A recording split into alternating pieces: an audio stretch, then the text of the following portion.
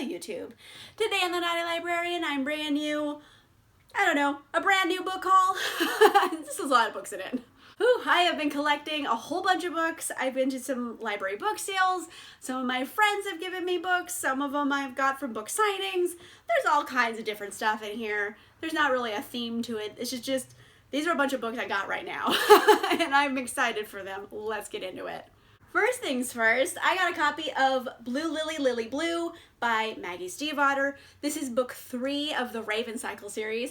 And I have books 1 and 2, but I didn't have book 3 yet. And I found it at a library book sale, got it for $1.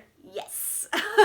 Now, I have only read the first book of the Raven Cycle series. I know, I am very far behind, but I will get there eventually. And now I have book 3, so I'm very excited about it. And I do love the cover. The cover is just gorgeous. I love the art. And, it's hard to tell what the story is completely about because I've only read book 1, but it's about this group of kids who are looking for the Raven King, who was like, I think a Welsh king who is somehow buried in America. And if you find him, you get to make a wish or something. And there's ley lines and it's kind of magic. And I don't know, it's fascinating. And I really enjoyed book 1. Maggie Stiefvater is very lyrical and that's her approach to writing. And I found it at a library book sale. Oh my gosh, I couldn't believe it. And I've been really wanting this one. I want to get all the books. So yes, such a deal. The savings are real, guys. I'm so excited I found this one. My friend gave me the arc of Tarnished Are the Stars by Rosiee Thor, and this is one I actually been wanting to read, so I was super excited I got the arc of it. I mean, it's already been released. It's already out in the world. This came out in October 2019, but I'm still really excited about it. It's about this world where it's kind of a dystopian. There's a commissioner. He's outlawed like medical technology for sick and injured. I don't know, maybe it's because they can't afford it. I don't know if it's a Repo Man situation. I don't really know. But we're following Anna, and she's the technician, and she has like a robotic heart, and she basically is like, black market doctor, I'll give you some body parts, they're mechanical. She's like, you know, fuck the commissioner. I'm the Robin Hood of mechanical organs. I'm giving them to everybody. It's just, that's just kind of her thing. Then you have Nathaniel, who is the commissioner's son. He's like, ooh, I'm gonna make daddy proud. I'm gonna catch the technician. And then you have Eliza, who is a spy who's trying to find out shit about the commissioner, and they're like these allies somehow because some shit goes down and they're like, oh, we gotta stop a plague, guys. We gotta work together. And I don't know, I've been wanting to read it. It's a girl with a mechanical heart being the Robin Hood of medical science. So that alone would intrigue me, and I got the arc of it, so I'm really excited. My friend gave it to me. Yay! And you know what? I haven't really looked up reviews about it, and I'm okay with that because I think I want to go in a little bit blind because I don't want to know. I don't want to know. I just want to go in and like see what I feel about it before I figure out what other people felt about it. But yeah. I'm really excited. I have been like intrigued by this for a while. Same friend also gave me Reverie by Sala, which I have been wanting. I have heard such interesting things about this one that I really, really wanted to read it. Reverie is about this boy named Kane. All he knows is that the police found him half dead in the river, and he's like, oh, I don't know how I got there. And he wakes up and he's like, I don't remember the world being this way. Things look different. Uh-oh. And it's kind of about what happens when like the secret worlds that exist inside of people's minds become real. So I think it's like dreams becoming real essentially. And that seems so fascinating, can go so many directions. And I've heard really, really interesting things about it. The cover's gorgeous, and I've been really, really wanting to read this one because I want to see like how far down the dream rabbit hole they're gonna go. So yeah, this one has been on my radar. I'm super pumped about it. Sent to me by the publicist was What I Want You to See by Linka. This is a finished copy of the book, and it's kind of fascinating. It's about this girl going to art school in Pasadena, and she's feeling very stagnant, and someone's like, hey, why don't you just recreate that painting you really like? You'll probably be really good at it, you know, get your creative juices flowing. And she's like, all right, why not?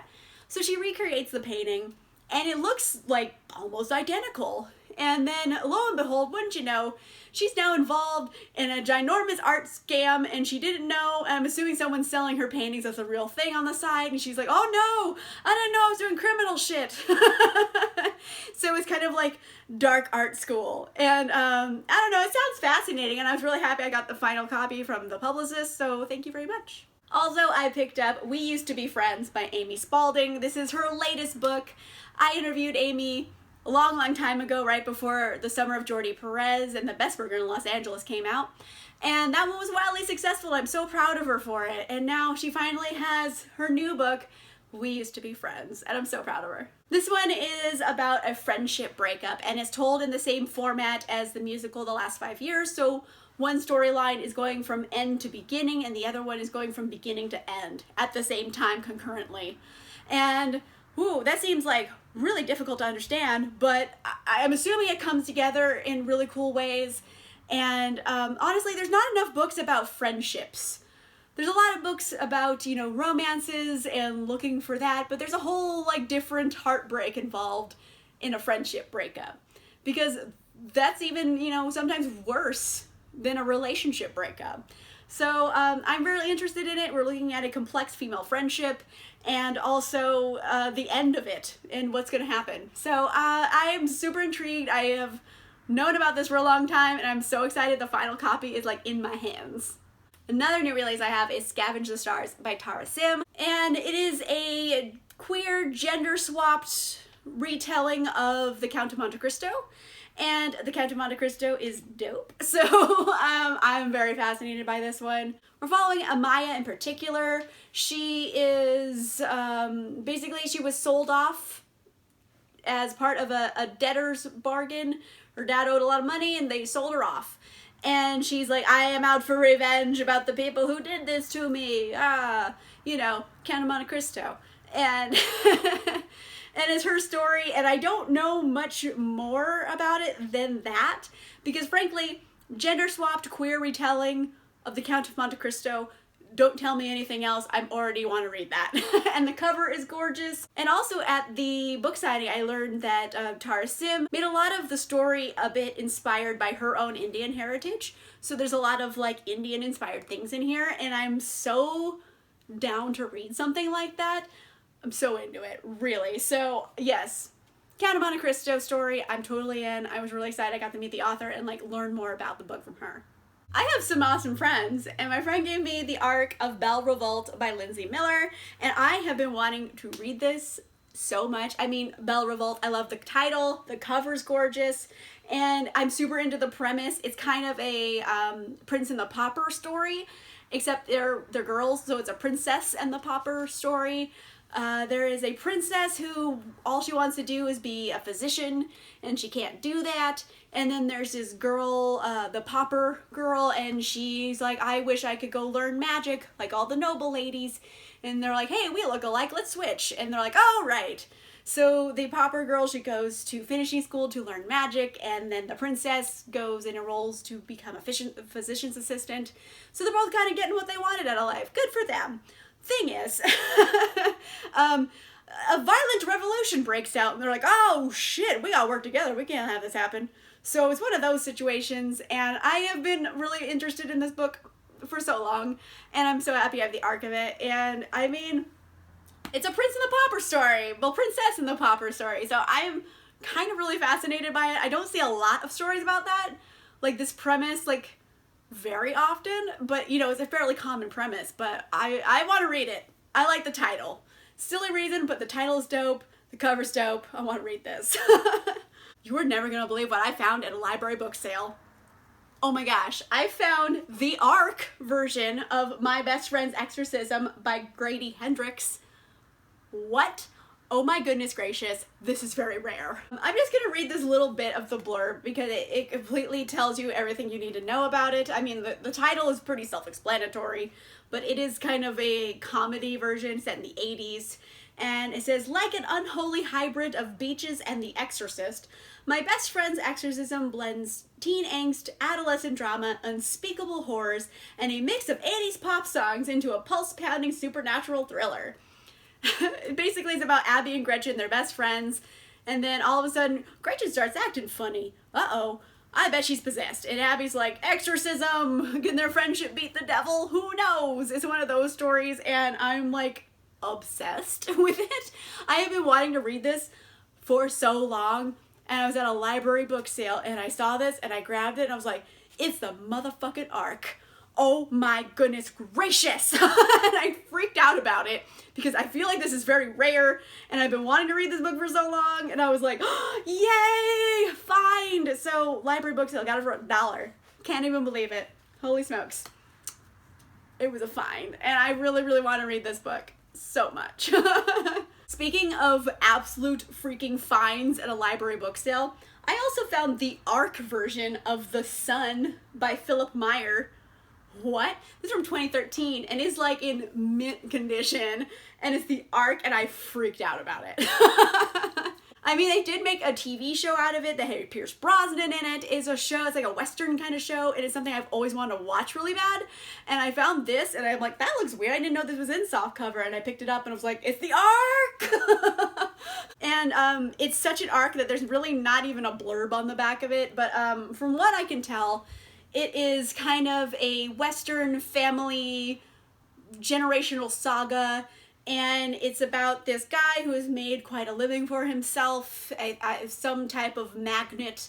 I don't know if it's oil or horses or something, some Western-y thing. So it's a big story about taming the frontier and like conflicts of interest in a family generational saga. And it's the ARC. I mean, it's not a book I would technically see myself picking up, but like it does sound very good. And also it was the ARC, and I was really excited because I wanted to see the TV show for a long time, and it was the ARC. It was the ARC, everybody, and I was freaking out about it. They had some really, really cool ARCs at this book sale, and I got them. So yes, this is like not typically a book I would pick up, but it's a book that fascinates me a bit, and I would want to read something outside of my comfort zone. And the ARC. It's the motherfucking ARC, guys. I don't care. It's the ARC. Another book a friend gave me was The Kingdom of Copper by S.A. Chakraborty. And I was like, why don't you want this? And she's like, oh, I have a hardcover. And I was like, I will take it right now. Thank you. I've been wanting to read this series so much. This is book 2 of the series. The first book is called City of Brass. Eventually I will buy that, but I have book 2 already for free, so yes. And mind you, I have not read book 1, but I believe it's kind of like Arabian Nights inspired. It is about someone, and there's a jinn and in the fantasy elements, and it's kind of Arabian inspired fantasy, and I've been wanting to read it so bad. This is book 2, and the cover's gorgeous. I love it. And I can't really get into what it's about because I haven't read book 1 yet. But I know it's Arabian inspired fantasy, and it has jinn in it, and like royal intrigue and all kinds of cool stuff. And this is like a series I've been like bananas about for so long, and I finally have it, and I got it for free from my friend. My friend is wonderful. So yes, I was very super pumped to get this one. Last book in this haul, and also given to me by a friend, was A Madness of Sunshine by Nalini Singh. She's mostly known for writing romances. She has contemporary series. She has a lot of paranormal series, but this one is completely different. It's actually not a romance at all. It is a thriller. It's about a serial killer.